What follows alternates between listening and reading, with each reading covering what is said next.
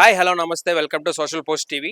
పవన్ కళ్యాణ్ గారికి ఏ మినిస్టర్ ఇస్తే బాగుంటుంది? ఆప్షన్ ఏ హోంశాఖ, ఆప్షన్ బి వ్యవసాయ శాఖ, option C cinematography, option D నాకు తెలియదు. మనం అయితే పబ్లిక్ ని కూడా వెళ్ళి కనుక్కునే ప్రయత్నం చేద్దాం. నమస్కారం అండి. నమస్తే అండి. మీ పేరు? చంద్రిక. చంద్రిక గారు, రేపు చంద్రబాబు గారి కేబినెట్ లో జనసేనకి బీజేపీ కలిపి ఎన్ని మంత్రి పదవులు ఇస్తారంటారు? ఐ ఎక్స్పెక్ట్ జనసేన పార్టీ వాళ్ళకి ఒక మినిమం 3 3. బికాస్ వాళ్ళు ఈ ఎలక్షన్స్ లో క్యాంపెయిన్ లో they played a key role కదా, మనందరికీ తెలుసు జనసేన ఇంపాక్ట్ ఎంత ఉందనేది. సో మినిమం ఒక 3 అయితే ఎక్స్పెక్ట్ చేస్తున్నాను. బీజేపీ వాళ్ళకి ఏమైనా ఛాన్స్?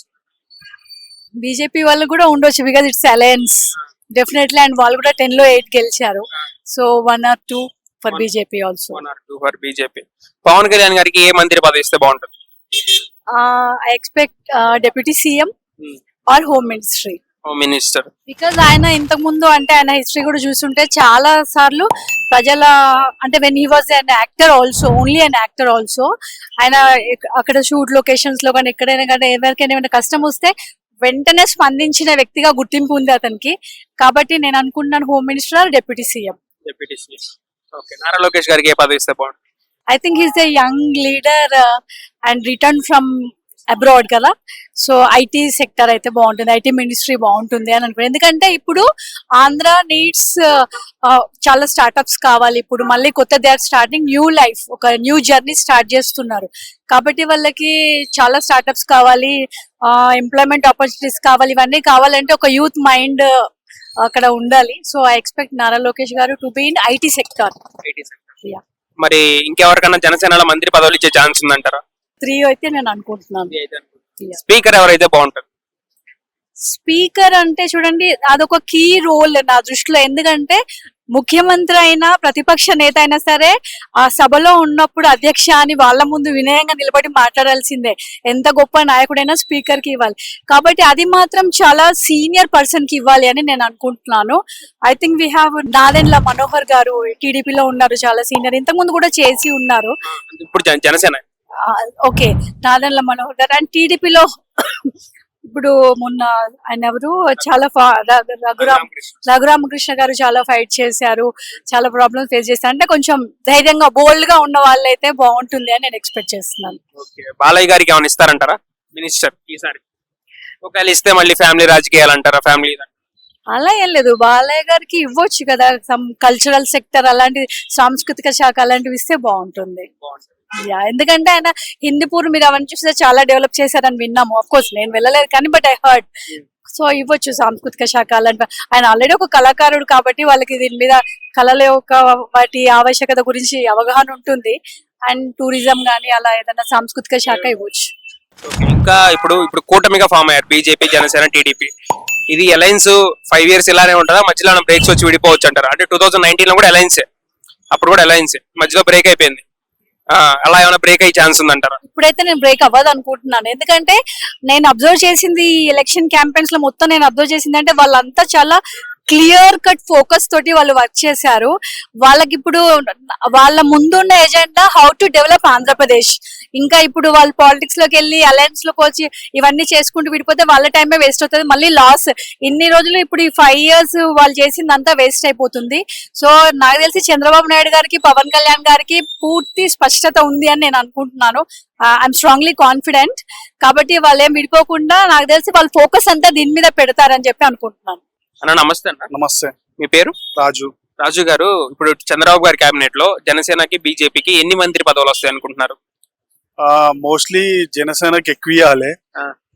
ఐ మీన్ టీడీపీ ఎక్కువ గెలిచింది, బట్ జనసేనకి because of Pawan Kalyan only they got the seats I feel. So కొంచెం మెయిన్ పదవులు గానీ, హోమ్ గానీ, డిప్యూటీ సీఎం గానీ అవి ఇవ్వాలని కోరుకుంటున్నాను నేను. పవన్ కళ్యాణ్ గారికి ఏమి ఇస్తారు? పవన్ కళ్యాణ్ కి mostly deputy CM, home ministry ఇస్తారని అనుకుంటున్నాను. ఓకే. ఇంకెవరికైనా ఇచ్చే ఛాన్స్ ఉందా జనసేనలో ఈయన కాకుండా? నాదెండ్ల మనోహర్ గారు, ఇంకొక 2-3 పేర్లు ఎగ్జాక్ట్ గా తెలియదు, బట్ వస్తాయని అనుకుంటున్నాం మనం. ఓకే. నెక్స్ట్ బీజేపీలో ఎవరికైనా ఇచ్చే ఛాన్స్ ఉందంటారా మంత్రి? బీజేపీకి ఒకటి ఇస్తుండొచ్చు మోస్ట్లీ, అంతకు మించి ఏమి ఇయ్యారు. ఎందుకంటే they one like 8 seats or something. Okay. So Nara Lokesh గారికి ఏది ఇస్తే బాగుంటుంది? mostly he'll see that IT minister only because he did last time also. So I feel he'll do that again. Okay. Next Balayya గారికి అని ఇచ్చే ఛాన్స్ ఉందా? Yeah, I feel like they'll get some health or like cinematography something because he's a hero, so probably he'll do that things. ఒకవేళ ఇచ్చారనుకో మళ్ళీ కుటుంబ రాజకీయాలు అని చెప్పేసి ఏమన్నా అంటారు అనుకుంటారు obvious గా, but that's how it happens in India. So obviously it will be there, but they have to do their job perfectly. That's what I feel. Speaker ఎవరైతే బాగుంటారు Is like mixed emotions, so Ramakrishna Raju ఉన్నాడు next TDP నుంచి లేదంటే నాదేళ్ల మనోహర్ గారు already చేస్తున్నారు so mostly they'll go for Nadella Manohar, I feel, because Janasena is because of they won. So I feel he'll be the good person. Good person Yeah. Okay ఇంకెవరికన్నా ఏదన్నా I am not sure, but those are- next ఇంకొకటి ఏంటంటే ఈ 5 years ఈ కూటమి Janasena BJP TDP కలిసే ఉంటాయి అనుకుంటున్నారు ఏమైనా బ్రేక్ అయ్యే ఛాన్స్ ఉందా టీడీపీ అంటే 2014 లో కూడా కలిసే ఉంటారు వీళ్ళు ఎట్లాగో. So because of they won, so they'll be together anyway. There won't be any split, I feel, for the 5 years. అన్న నమస్తే అన్న నమస్తే మీ పేరు రాజ్ కుమార్. రాజ్ కుమార్ గారు రేపు చంద్రబాబు గారి కేబినెట్ లో జనసేనకి ఎన్ని మంత్రి పదవులు వస్తాయి అనుకుంటారు ఓకే, మంత్రి పదవులు అన్న నాకు ఐడియా లేదండి. బేసికల్గా ఏంటంటే నాది ఒకటే పాయింట్, జనసేన మన పవన్ కళ్యాణ్ చాలా ఇష్టపడి రాజకీయాల్లోకి వచ్చారు, కానీ అతనికి ఏ మినిస్ట్రీ ఇచ్చినా మనకేమి వాట్ వి సే అతను అన్ని రంగాల్లో బాగా పనిచేయాలి. అది ఒకటే మెయిన్, ఆయన మెయిన్ ఎయిమే ప్రజలకి మంచి చేయడం. కాబట్టి ఏ మినిస్ట్రీ ఇస్తే ఏంటి, అన్నిట్లో సరిగ్గా మంచిగా దగ్గరుండి అతని కార్యకర్తలని దగ్గరుండి పని చేయించుకుంటే చాలా హ్యాపీగా ఫీల్ అవుతాం నేనైతే. సో ఏ మినిస్ట్రీ ఇచ్చినా పర్లేదు, నాకేం పెద్ద వాట్ వి సే ఒపీనియన్ ఏం లేదు, కానీ అతను చాలా బాగా పనిచేస్తాడనే ఒపీనియన్ ఉంది. కాబట్టి ఏ మినిస్ట్రీ ఇచ్చినా it will work fine and he will be a super hit politician. Okay Nara Lokesh కి ఏది ఇస్తే బాగుంటుంది అతను he's an MS from US కదా, so he will good take care of students who get passed out of it. So అతనికి ఒక IT minister లా ఇస్తేనే బాగా పనిచేస్తాడు అనుకుంటున్నాను.